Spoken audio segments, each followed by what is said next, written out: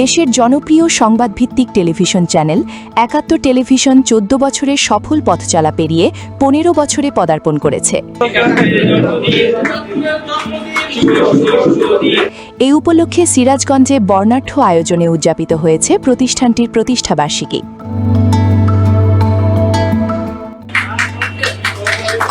আমি গত বছরের পয়লা ফেব্রুয়ারিতে সাথে এরপর থেকে আমি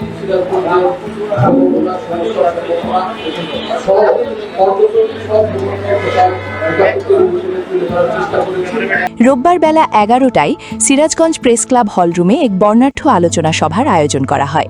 প্রেস ক্লাব সভাপতি হারুন অর রশিদ খান হাসানের সভাপতিতে অনুষ্ঠানে প্রধান অতিথি হিসেবে উপস্থিত ছিলেন জেলা বিএনপির সাধারণ সম্পাদক সাইদুর রহমান বাচ্চু।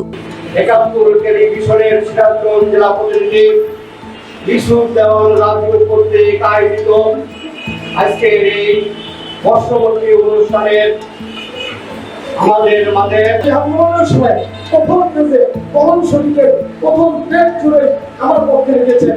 আজকে সেই সাংবাদিক রাজুর ডাকে আমি এসেছি এবং আমাকে প্রধান অতিথি করেছে।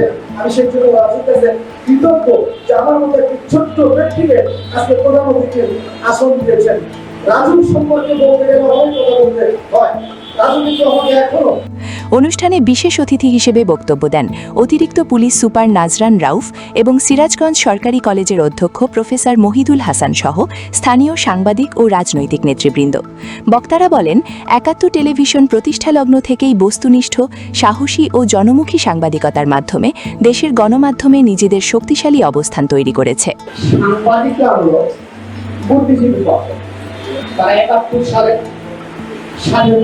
মুক্তিযুদ্ধে পাকিস্তান সহ ভবিষ্যৎ বাংলাদেশের ওই সময় ভবিষ্যৎ বাংলাদেশের কথা নিয়ে গেছেন।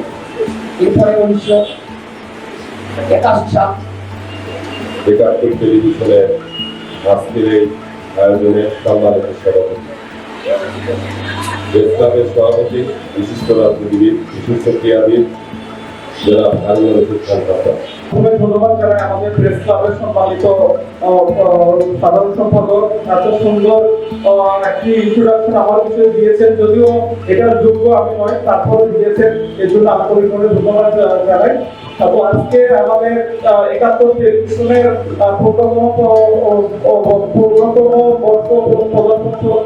উপস্থিত হয়েছে।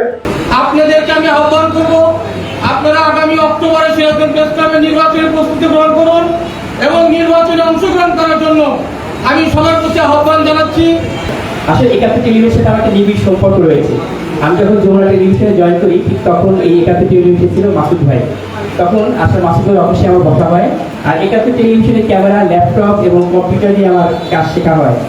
আর একাত্তর টেলিভিশন যমুনা টেলিভিশন জানতো একাত্তর টিভিতে যে নিউজ যাবে সেই নিউজ যমুনা টিভিতে যাবে, আর যমুনা টিভিতে যে নিউজ যাবে সেই নিউজ একাত্তর টিভিতে যাবে।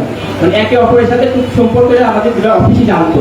বাংলাদেশের সকল জেলার মধ্যে পরিচিতি করার জন্য তিনি কাজ করেন এবং তার নিষ্ঠা এবং সততার সাথে তিনি এগিয়ে যাবেন।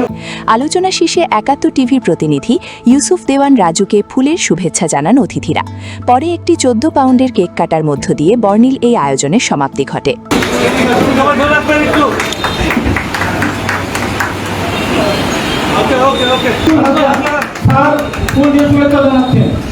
ওকে